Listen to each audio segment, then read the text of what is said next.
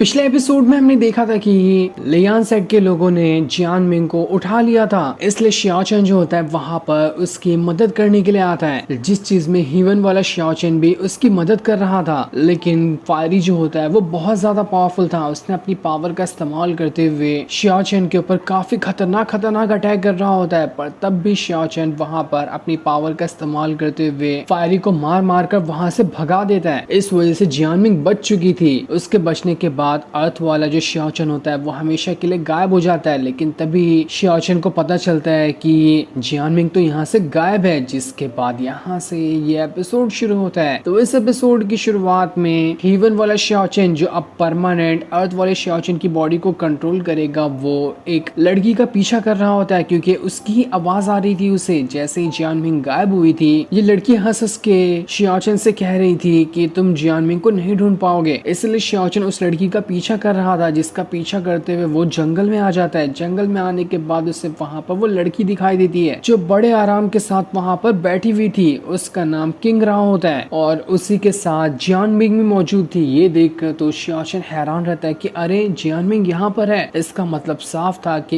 इस किंग राओ ने ही जियान मिंग को उठा लिया था। किंग राओ जैसे ही वहां पर शियाओचेन को देखती है, वो उसके ऊपर अटैक करना शुरू कर देती है। शियाओचेन उसके सारे अटैक से बचने की कोशिश करता है, और जब किंग राओ देखती है कि शियाओचेन को उसके एक भी अटैक नहीं लग रहा, तो वो वहां से भागने की कोशिश करती है। उसने जियान मिंग को बिल्कुल कठपुतली में जो रस्सियां लगी होती है उस तरह से घसीटना शुरू कर दिया था। वो बिल्कुल कठपुतली की तरह जियान मिंग को नचा रही होती है। जहाँ जहाँ वो जाती है जियान मिंग वैसे वैसे उसके पीछे जा रही थी। शियाओचेन भी किंग राओ का पीछा करता है। जहाँ जहाँ किंग राओ जाती है वो वहाँ से हंसते हुए जा रही होती है। उसी हंसी की आवाज का पीछा करते हुए शियाओचेन पूरे जंगल को छान मार रहा था कि आखिर जियान मिंग कहाँ चली, उस डायन ने जियान मिंग को कहाँ भेज दिया। तब आगे बढ़ते हुए शियाओचेन अपने कमरे के अंदर आ जाता है। वहाँ पर जियान मिंग मौजूद थी। वो अब भी ऐसा लग रहा होता है कि हिप्नोटाइज ही है और पूरी तरह से किंग राओ के कंट्रोल के अंदर है। शियाओचेन जैसे उसके करीब आता है, वो वहाँ से किसी और ही वर्ल्ड में टेलीपोर्ट हो जाता है। साथ ही जियान मिंग भी उसके साथ वहाँ पर टेलीपोर्ट हो चुकी थी। शियाओचेन को कुछ समझ नहीं आता कि आखिर यहाँ पर ये सब हो क्या रहा है, और जिस जगह पर वो लोग अभी आए होते हैं वो जगह रिस्ट्रिक्टेड एरिया था। यहाँ पर आना किसी का भी अलाउड नहीं है, क्योंकि ये जगह खुद में ही इतनी खतरनाक है कि कोई भी यहाँ पर खड़ा नहीं रह सकता। यहीं पर अब शियाओचेन आ चुका था। जिसके बाद वहाँ पर किंग राओ आती है। वहाँ आने के बाद वो शियाओचेन से कह रही थी क्लाउड सेट का जो पॉइजन है ना, ऐसा माना जाता है कि वो दुनिया का सबसे खतरनाक पॉइजन है। मैंने कभी उस पॉइजन को टेस्ट तो नहीं किया कि देख सकूं कि ये सच में सबसे खतरनाक पॉइजन है भी या फिर नहीं, लेकिन आज मुझे इसे टेस्ट करने का बहुत ज्यादा मन कर रहा है। शियाओचेन उससे कह रहा था आखिर तुम हो कौन और ये सब क्यों कर रही हो, क्या मैं तुम्हें जानता हूँ क्या? तब किंग राओ जो होती है वो उससे कहती है मेरा नाम किंग राओ है और मैं एक चीफ हूँ अपने सोल कैप्टिवेटिंग वैली की। इसके बाद वो वहाँ पर बहुत ही सारे खतरनाक अटैक को एक्टिवेट करना शुरू कर देती है, जिस वजह से तो जमीन के अंदर से बेले निकल कर शियाओचेन को वहाँ पर पकड़ चुकी थी। शियाओचेन बहुत कोशिश करता है कि वो खुद को यहाँ पर छुड़ा ले, लेकिन कोई फायदा नहीं हो रहा था। वो जितना खुद को छुड़ाने की कोशिश करता उतना ही ज्यादा वो बेले मजबूती से उसे जकड़ते जा रही थी। किंग राओ शियाओचेन से कह रही होती है हाल फिलहाल तो तुम्हारे पास सिर्फ डीमन हैंड टेक्निक है जो थोड़ी बहुत कमाल की है, उसके अलावा मुझे नहीं लगता कि तुम कोई भी टेक्निक का इस्तेमाल करते हुए यहाँ पर ना ही मुझे या किसी और को पकड़ पाओगे या फिर खुद को भी यहाँ पर से आजाद कर पाओगे। जिसका मतलब साफ है कि तुम यहाँ पर पूरी तरह से घिर चुके हो, तुम यहाँ से बाहर जा ही नहीं पाओगे। मुझे ना तुम्हारा मास्क निकालने का बहुत ज्यादा मन कर रहा है। मैं देखूं तो जरा कि इस मास्क के पीछे कितना ज्यादा सुंदर चेहरा छुपा हुआ है। अगर तुम सच में बहुत ज्यादा हैंडसम हुए ना तो मैं अपना दिल बदल कर तुम्हें जिंदा छोड़ दूंगी, लेकिन अगर तुम्हारा थोपड़ा मुझे पसंद नहीं आया तो मैं अब भी क्या भी तुम्हारी जान ले लूंगी। लेकिन जैसे वो उसका मास्क निकालने वाली थी, शियाओचेन वहाँ पर फ्लेम पाम टेक्निक का इस्तेमाल करता है और अपने हाथों के अंदर से फ्लेम की पावर को निकालते हुए उसने किंग राओ को वहाँ से दूर कर दिया था। शियाओचेन कह रहा होता है मेरे पास खाली डेविल हैंड टेक्निक नहीं बल्कि और भी कई सारी टेक्निक है जिसे देखना तो तुम्हें अभी बाकी ही है। जो देखकर किंग राओ कहती है अच्छा तो तुम यहाँ पर मुझ पे अटैक करने वाले हो, ठीक है फिर मैं यहाँ से चली जाती हूँ। इसके बाद वो जियान मिंग को ही लेकर वहाँ से जाने लगती है। किंग राओ का कहना था कि शायद मैंने तुम्हें अंडर एस्टिमेट किया, तुम अब भी बहुत ज्यादा पावरफुल हो, इसलिए वो यहाँ से जियान मिंग को उठा कर लेकर चली गई। शियाओचेन दोबारा से किंग राओ का पीछा करना शुरू कर देता है, लेकिन जैसे वो आगे बढ़ रहा था ना, वहाँ पर उसी डायन के कई सारे क्लोन आने आने लगते हैं जो बाजार के अंदर लोगों को सिड्यूस करते हुए अपने कंट्रोल में ले रही थी। वहाँ पर कई सारे क्लोन जो होते हैं, शियाओचन अपनी पावर का इस्तेमाल करते हुए उनके साथ फाइट कर रहा था। वो देखते ही देखते कई सारे क्लोन को वहाँ पर खत्म कर डालता है और फिर वो किंग राव से कह रहा होता है क्या ये तुम्हारी ही चेली है? तुम्हारे पास मानना पड़ेगा सच में बहुत ही ज्यादा घटिया टेक्निक है। मुझे लगा था कि तुम कुछ और भी अच्छा कारनामा करके दिखाओगे, लेकिन देखो तुमने यहाँ पर चूजों को बुला लिया। वो सारे के सारे क्लोन अब यहाँ पर शियाओचन के ऊपर अटैक करने की कोशिश कर रहे थे। तभी वहाँ पर युनफी का भी एक क्लोन आ जाता है जिसके अंदर तो उस डायन ने अपनी स्वॉर्ड घुसा दी थी। जैसे वो स्वॉर्ड घुसी थी उसके खून के छींटे शियाओचन के मुंह और हाथ पे आकर गिर जाते हैं। तब जैसे ही वापस से उस डायन की क्लोन जो होती है युनफी के ऊपर अटैक करने वाली थी कि तभी शियाओचन वहां पर आकर उस डायन को रोक लेता है, क्योंकि अब भी वो युनफी को उसी तरह से पसंद करता था जब उसने उसे धोखा नहीं दिया था। शियाओचन यहाँ पर युनफी से कह रहा होता है युनफी तुम यहाँ पर क्या कर रहे हो? आखिर तुमने मुझे मारने की कोशिश क्यों की थी और तुम यहाँ पर किस लिए आए? युनफी यहाँ पर शियाओचन से कह रहा होता है शियाओचन मुझे माफ कर देना, मुझसे बहुत बड़ी गलती हो गई। आइंदा मैं कभी ऐसा तुम्हारे साथ नहीं करूंगा। मैं यहाँ पर सिर्फ तुमसे माफी मांगने के लिए आया, प्लीज मुझे माफ कर दो। न जाने मुझे पहले क्या हो गया था, किस चीज के नशे में मैं था जिस वजह से मुझसे ये सब हो गया। मैं एक्सकैलिबर और एम्परर की बेटी के बहकावे में आ चुका था, लेकिन मैं दोबारा कभी ऐसा नहीं करूंगा। प्लीज मुझे यहाँ पर माफ कर दो। साथ ही मैंने जो भी तुम्हारे साथ किया वो तुम्हारी भलाई के लिए ही किया था, ताकि तुम्हें कुछ नुकसान ना हो जाए। क्योंकि उस टाइम जो तुम्हारी पावर थी उसका इस्तेमाल करते हुए तुम जबरदस्ती ट्रिब्यूलेशन के अंदर से होकर गुजरने की कोशिश कर रहे थे ताकि तुम अपना हीवनली रैल्म को पार कर सको। लेकिन जितना ज्यादा तुम जबरदस्ती करते उतना ही ज्यादा तुम्हारी कल्टीवेशन और तुम्हें खुद को नुकसान होता। इसे नुकसान को रोकने के लिए मैंने तुम्हारे पर हमला किया था। मेरा ज्यादा कुछ गलत इंटेंशन नहीं था। तभी वहाँ पर बहुत सारी वापस से डायन के क्लोन आ जाते हैं। वो जैसे शियाओचन के ऊपर अटैक करने वाले थे, युनफी अपनी पावर का इस्तेमाल करते हुए सभी क्लोन को मारना शुरू कर देता है और शियाओचन से कहता है शियाओचन तुम यहाँ से चले जाओ, मैं तब तक के इन लोगों को संभालता हूँ। शियाओचन बिल्कुल ही कंफ्यूज कि आखिर ये सब क्या हो रहा है। युनफी क्या यहाँ पर सच में आया है या फिर मेरा दिमाग ही ऐसा दिखा रहा है कि मेरे सामने युनफी खड़ा हुआ है? मुझे कुछ समझ नहीं आ रहा कि कौन सी चीज रियलिटी है और कौन सी चीज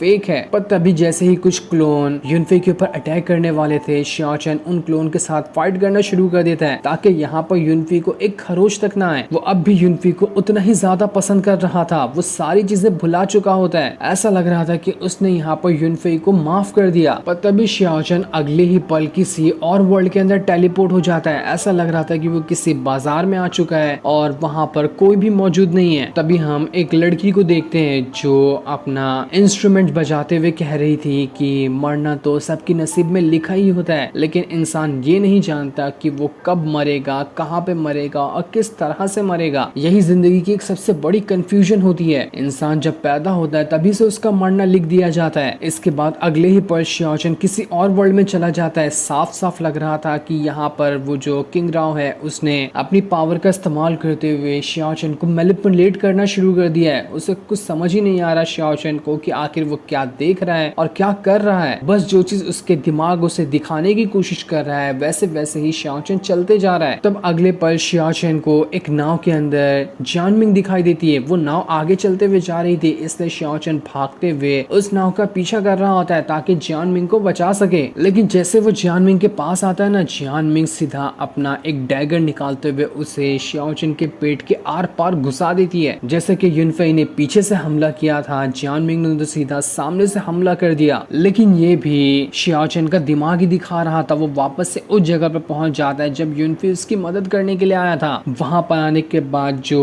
क्लोन के साथ फाइट कर रहा युनफी होता है ना, वो भी अपनी स्वॉर्ड लेकर सामने सामने सीधा शियाओचन को घुसा देता है, क्योंकि ये युनफी तो नहीं सुधरने वाला। वो बस यहाँ पर नाटक कर रहा था शियाओचन से कि मैं तुमसे माफी मांग रहा हूँ, जबकि असल में उसका यही प्लान था कि वो दोबारा से यहाँ पर शियाओचन को मार देगा। जिसके थोड़ी ही देर बाद युनफी और जानमिंग दोनों उसी किंग राव के अंदर ट्रांसफॉर्म हो जाते हैं। उसके बाद किंग राव कहती है अभी तक तुमने जो भी चीज देखी ना वो सिर्फ मेरे जादू का छोटा सा नमूना था। मैं तुम्हें ऐसी ऐसी चीजें दिखा सकती हूँ जिसके बारे में तुम कभी सोच भी नहीं सकते। उसी ने वो डैगर शियाओचन के अंदर घुसाया था और यही सिर्फ एक रियलिटी होती है। बाकी जितनी भी चीज हमने देखी थी वो सब इल्यूजन और इमेजिनेशन था। किंग राव कहती है कोई भी मेरे इल्यूजन से कभी बाहर ही नहीं जा सकता, इतना स्ट्रॉन्ग है मेरा इल्यूजन। उसके बाद वो दोबारा से शियाओचन के अंदर डैगर घुसाने की कोशिश करती है, लेकिन शियाओचन खुद को बचाकर वहां से भागने लगता है। उसे एक बार तो डैगर लग चुका था, इस वजह से वो बहुत ज्यादा इंजर्ड है। दूसरी तरफ सेट के अंदर एल्डर फेंग और उसके जितने भी चेले चपाटे लोग होते हैं ना, उन लोगों ने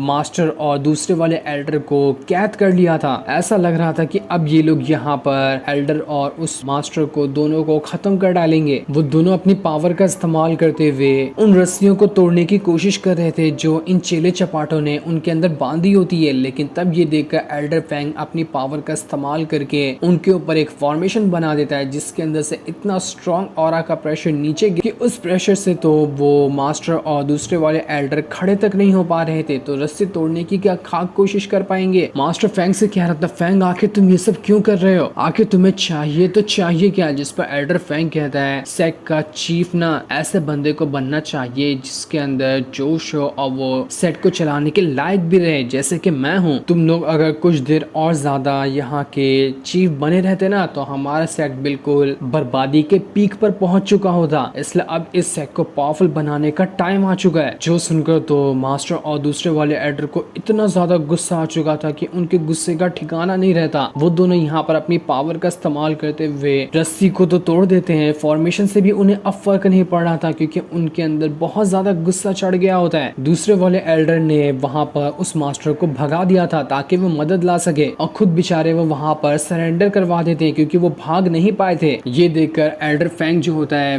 वो मास्टर के पीछे पड़ जाता है। मास्टर एल्डर फेंग से कह रहे होते हैं, एल्डर फेंग देखो, आज से पहले कभी भी हम दोनों के बीच फाइट नहीं हुई है, लेकिन तुमने एक कदम ही मुझे बढ़ाने से रोका ना तो मैं भूल जाऊंगा कि आखिर तुम हो कौन। जिस पर एल्डर फेंग कह रहा होता है, नहीं नहीं, आपने तो मुझे गलत समझा, मैं आपके जैसा दयालु तो बिल्कुल भी नहीं हूँ। जिस सेट के लिए मैं काम करता हूँ उसके लिए तो मुझे लोगों को सैक्रिफाइस करना ही पड़ेगा। जिस वजह से अब देखते ही देखते मास्टर और एल्डर फेंग के बीच में फाइट शुरू हो गई होती है। दोनों अपनी पावर का इस्तेमाल करते हुए एक दूसरे के ऊपर अटैक कर रहे थे, जहाँ पर एल्डर फेंग ज्यादा पावरफुल लग रहा था। मास्टर एल्डर फेंग से कहते, काश मैंने तुम्हें ये सारी टेक्निकें नहीं सिखाई होती, आज तुम यहाँ पर हमारे साथ ही फाइट नहीं कर रहे होते। मैंने तुम्हें ये सारी टेक्निक सिखाकर बहुत बड़ी गलती कर दी। जो सुनकर एल्डर फेंग कह रहा होता है, अब गलती कर ही दी है तो खामियाजा भी भुगतने के लिए तैयार हो जाओ। ये सुनकर तो मास्टर ने वहां पर अपने आइस फ्लेम पाइथन को बाहर निकाल लिया था जो कि बहुत ही ज्यादा खतरनाक लग रहा होता है। जो देखकर तो एल्डर फेंग ने भी वहां पर अपनी फायर पावर को एक्टिवेट कर लिया था। उसका इस्तेमाल करते हुए वो आइस पाइथन को खत्म करने की कोशिश करता है और बस सिर्फ एक ही अटैक के अंदर आइस पाइथन वहां पर पूरी तरह से डिस्ट्रॉय हो चुका था। उसके बाद तो एल्डर फेंग मार मार कर मास्टर को दोबारा से उसी जगह पर भेज देता है जहाँ पर दूसरे वाले एल्डर थे। दूसरे एल्डर फेंग से कहते, आखिर तुमने फॉरबिडन टेक्निक का इस्तेमाल क्यों किया, किसने सिखाई तुम्हें ये टेक्निक। ये टेक्निक सीखना तो अलाउड नहीं था, लेकिन इसका तो एल्डर फेंग कोई जवाब नहीं देता। एल्डर फेंग तो वहां पर बड़े आराम से बैठकर चाय पी रहा था और चाय पीते हुए वो दुआन की ही तारीफ कर रहा होता है कि वाह दुआन, आपने तो बहुत बढ़िया प्लान बनाया था। मेरा सपना चीफ बनने का बस अब कुछ ही कदम दूर है। मुझे आज इस सेट का चीफ बनने से कोई नहीं रोक सकता। एल्डर फेंग दूसरे वाले एल्डर से कह रहा था, एल्डर आपको तो पता ही है ना कि जंगल में सरवाइव करने का रूल क्या होता है। जो एक्सट्रीम कंडीशन तक के जा सकता है वही वहाँ पर जिंदा रह पाएगा। कमजोरों की कोई जगह नहीं होती। उसी तरह का रूल यहाँ पर भी अप्लाई होता है। जिसके पास पावर है वही यहाँ का चीफ बनेगा। कमजोरों की कोई औकात नहीं है। दूसरी तरफ शियाचन अब भी अलग अलग इल्यूजन के वर्ल्ड में नाच रहा था। बहुत सारी दुनिया उसके दिमाग में घूम रही होती है। कभी शियाचन इधर वर्ल्ड में जाता तो कभी उधर वर्ल्ड में पहुंच रहा होता है। एक पल को तो वो सीधा हेवन में पहुंच जाता है जहाँ पर एक्सकैलिबर और एम्परर की बेटी उसके ऊपर अटैक करने के लिए आ चुके थे। शियाचन खुद में कहता है, ये इल्यूजन जो है वो बहुत ज्यादा स्ट्रॉन्ग है। मैं कितनी भी कोशिश क्यों ना कर लूं, मैं इल्यूजन से बाहर नहीं जा पा रहा। जितना मैं इस इल्यूजन को सच्चाई मानते रहूंगा ना उतना ही ये इल्यूजन मुझ पे हावी होते जाएंगे। मुझे मेरे दिमाग को शांत करना है ताकि मैं समझ सकूं कि हाँ, जो मैं अपनी आंखों से देख रहा हूँ वो कुछ सच्चाई नहीं। इसके बाद ही मुझे लगता है कि मैं इन इल्यूजन से बाहर आ पाऊंगा, वरना कोई चांस नहीं लग रहा। इस वजह से शियाचन एक तालाब के अंदर जाकर छुप जाता है, वहां पर थोड़ी देर अपने दिमाग को शांत करने के लिए। उधर किंगराव शियाचन को ढूंढते हुए कह रही थी, शियाचन मुझे तो लगा था ना कि तुम एक हीरो हो, लेकिन तुम्हें इतना ज्यादा भागता हुआ देखकर मुझे पता चल गया कि तुम कोई हीरो नहीं बल्कि लूजर हो जो खाली डर कर इधर उधर भागता रहता है। भागने के अलावा उससे कोई दूसरा रास्ता तो दिखाई ही नहीं देता।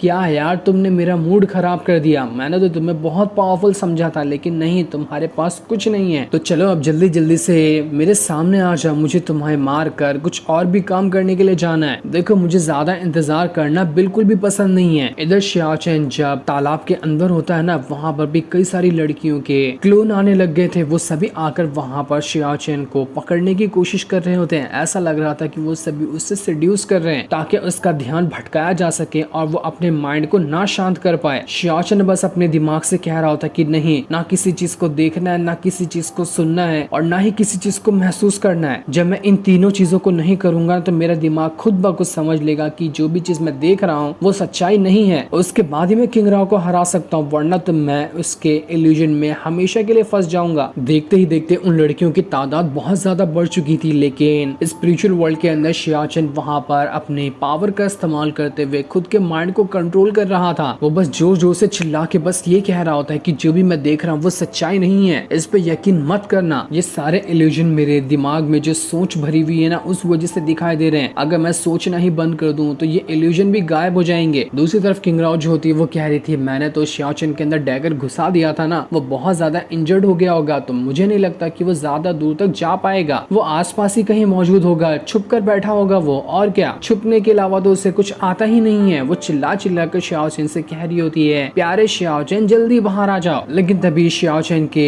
डैगर लगने की वजह से जो खून निकल रहा था ना, उसके कुछ निशान तालाब के पानी के ऊपर आ गए होते हैं। उस वजह से किंग राव को समझ आ जाता है कि हाँ, मुझे पता चल चुका है कि शियाचेन कहाँ छुप कर बैठा है। उधर हीवन वाला शियाचेन बॉडी के अंदर से कह रहा होता है अरे ये लड़कियां यहाँ पर भी आ गई, लगता है कि वो इल्यूजन यहाँ पर भी काम कर रहा है। फिजिकल बॉडी को तो छोड़ो, मेरी हीवनली जो सोल है उसके ऊपर भी ये इल्यूजन काम कर रहा है। बहुत ज्यादा स्ट्रॉन्ग ये इल्यूजन है। लेकिन कुछ भी हो, मुझे यहाँ पर कल्टीवेशन करते हुए अपना ब्रेक थ्रू करना है। अगर मैं अपने 4th लेवल को ब्रेक थ्रू कर लूँ तो उसके बाद मैं इन इल्यूजन वाली सभी चीजों को खत्म कर सकता हूँ। वो जल्दी जल्दी सारी टेक्निक देख रहा होता है कि कौन सी टेक्निक मुझे 4th लेवल ब्रेक थ्रू करने में मदद करेगी। तब वहां पर किंग राव भी आ चुकी थी, जो अपना डैगर लेकर दोबारा से शियाचेन की तरफ ही बढ़ रही होती है। लेकिन सभी लोग उसके ऊपर अटैक करते इससे पहले शियाचेन वहां पर स्काई रॉ टेक्निक का इस्तेमाल करता है। उसके मुंह से जो आवाज निकली थी उसकी वेव इतनी स्ट्रॉन्ग थी कि सब के सब उड़कर वहां से दूर फेंका चुके थे। इसके बाद शियाचेन वहां पर सोल डिवोरिंग थंडर टेक्निक का इस्तेमाल करता है। उसका इस्तेमाल करते हुए तो उसने किंग राव को उठाकर दूर फेंक दिया था, लेकिन इस टेक्निक को इस्तेमाल करने की वजह से शियाचेन को और ज्यादा तकलीफ होने लग गई थी। वो कहता है फिजिकल बॉडी के कमजोर होने की वजह से मैंने जो स्काई रॉ टेक्निक का इस्तेमाल किया है वो मेरी बॉडी को और ज्यादा नुकसान पहुंचा रही है। लेकिन तब भी वो किंग राव से कह रहा होता है देख लिया ना, तुम्हारे इल्यूजन का मुझ पे कोई असर नहीं होने वाला, अब तुम्हारी बारी है, मैं तुम्हें भी खत्म कर दूंगा। लेकिन तब किंग राव वापस से जियानमिंग को देख रही होती है। उसके पास वही तो एक मोहरा है जिसका इस्तेमाल करते हुए वो शियाचेन को रोक सकती है। इसके बाद वो शियाचेन से कहती है बहुत अच्छा, बहुत अच्छी टेक्निक का तुमने इस्तेमाल किया है, लेकिन अफसोस की बात है कि तुम्हारे हाथ में जियानमिंग नहीं लगने वाली। इसके बाद वो उड़ते हुए वहां से गायब हो जाती है। उसके गायब होने के बाद जैसे ही शियाचेन जियानमिंग के पास आता है, वो देखता है कि जियानमिंग तो यहाँ से भी गायब है, यानी कि किंग राव उसे उठाकर दोबारा ले गई। इस वजह से बेचारा शियाचेन वापस परेशान हो जाता है कि मैंने इतनी मेहनत की इस किंग राव को हराने की, तब भी इसने जियानमिंग को उठा लिया, मैं कैसे इस किंग राव को पकड़ के मजा चखाऊं। जो सीन दिखाते ही ये एपिसोड यहीं पर एंड हो जाता है। Thanks for watching.